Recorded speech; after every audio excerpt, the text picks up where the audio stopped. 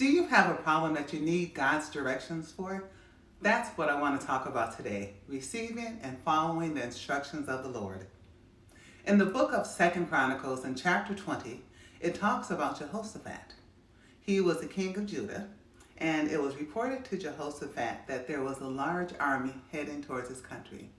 Now, because Jehoshaphat knew that his country would be overpowered by this vast horde of soldiers that was coming towards them, he decided to pray and ask God for help, as well as instructions as to what to do. He also told the people of his country to pray and fast along with him so that they would not be destroyed by this enemy. So while praying, Jehoshaphat began to thank God for all the good things that God had done for him and his country in the past. So maybe perhaps he looked at his memory board, something that I talked about earlier this month, for reminders of God's goodness to him and his people.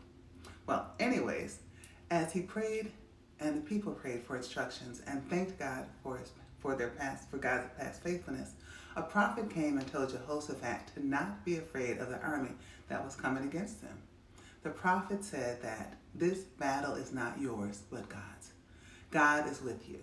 When the king and the people heard what the prophet said, they began to praise God because they believed that God would deliver them from their enemy. Then the prophet told the king what God said to do in order to be victorious against the coming enemy. For this battle, God said that they would not need to fight. When the enemy approached them, the people of Judah were to start praising God and singing joyful songs to the Lord. Now the next day, as the enemy approached, they followed God's instructions and began to sing and praise God. While they praised God, the enemy was supernaturally destroyed. Now, this was not the first time that God had supernaturally helped his people to be victorious, but it was the first time that he delivered them in this way.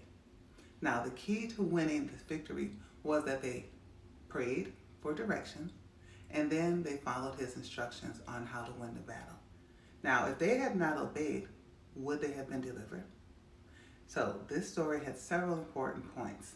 The importance of praising God and remembering his past faithfulness to bolster your faith, and the importance of obeying God and following his instructions. So do you have problems that seem impossible and that you need help for? First of all, have you prayed for God's help?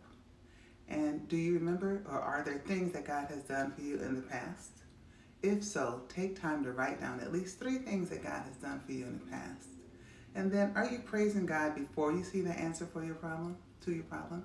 And are you following the instructions that God gave you for the battle that you're